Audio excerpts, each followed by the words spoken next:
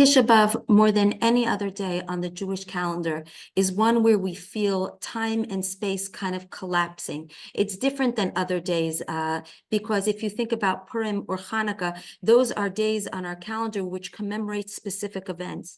Tisha B'Av, by contrast, is almost like a black hole into which all the tragedies of the past compress and funnel in to this one day, into this black hole.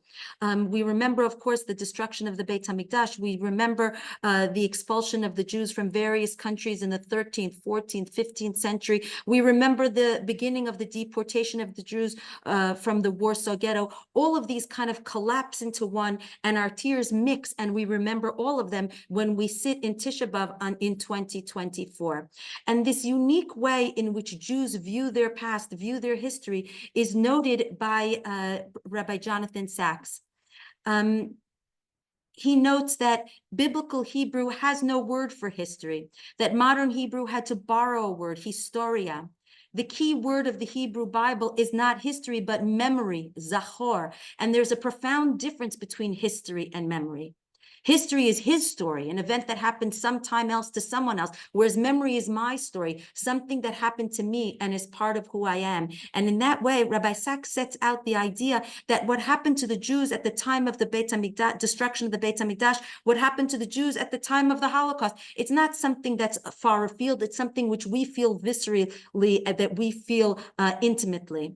And interestingly, at the time of the Holocaust, during the beginning of the deportations from Warsaw on Tisha B'Av 1942, Hillel Seidman saw men sitting with upturned benches reading the Eicha, and as he reflected on hearing those words, he said how true, how real those ancient lamentations read, how accurately they describe our present catastrophe.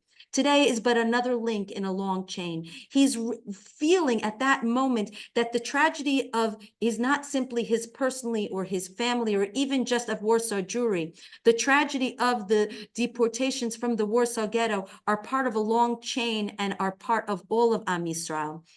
And interestingly, in artistic renditions, there's also this connection between the different tragedies. And on the top, you can see from the inside of the Arch of Titus, a representation when the Romans took away the spoils from our Beit HaMikdash, from the destruction of the temple. And underneath, you can see from the memorial that stands in Warsaw, which is representing the Jews of Warsaw being taken away to Treblinka. And in that way, in an artistic rendering as well, there's this collapsing of time. There's this connection between what happens on Tisha B'Av in Warsaw 1942 and what happened at the time of the destruction of the Beit HaMikdash.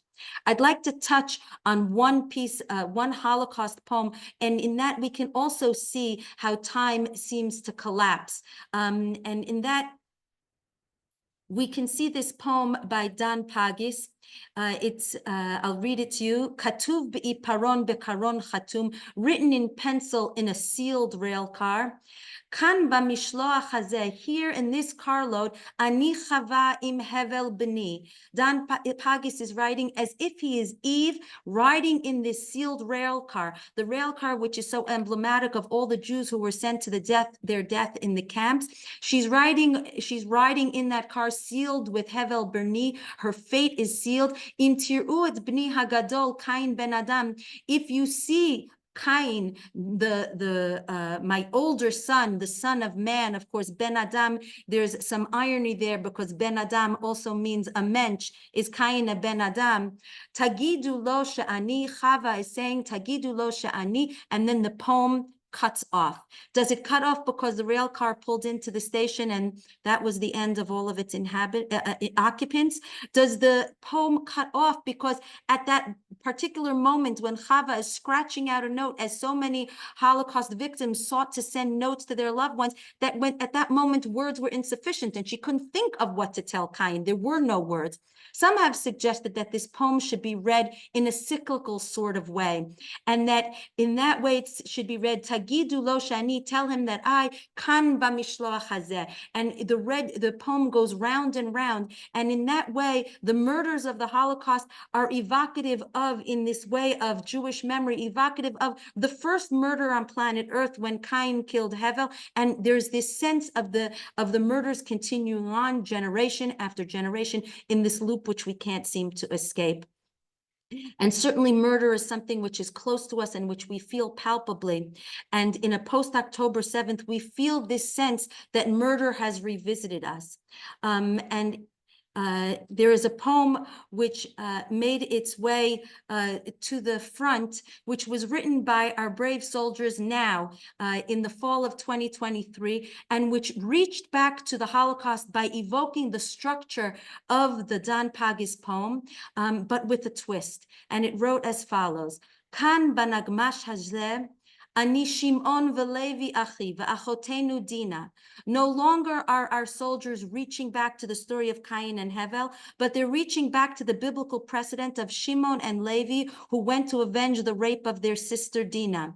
And then it writes, Im tir'u et ben dodenu, if you see our cousin, ben ha'amah hazot, the son of that handmaiden who is Yishmael, tagidu lo sha'anachnu ba'im. Tell him that we are coming. And no longer will this poem be left with a space without words to say. This poem is recognizing that the sorrows and the tragedy of October 7th are intricately linked to our Bible, are intricately linked to Jewish history, and intricately linked to the Shoah. But here there's a different ending. And here we have tikva. Because here with Bezrat Hashem, God's help, and with our brave soldiers, Anachnu Ba'im, no longer are we powerless. And perhaps this Tisha B'Av we can get a bit of nechama that at least now Anachnu Ba'im.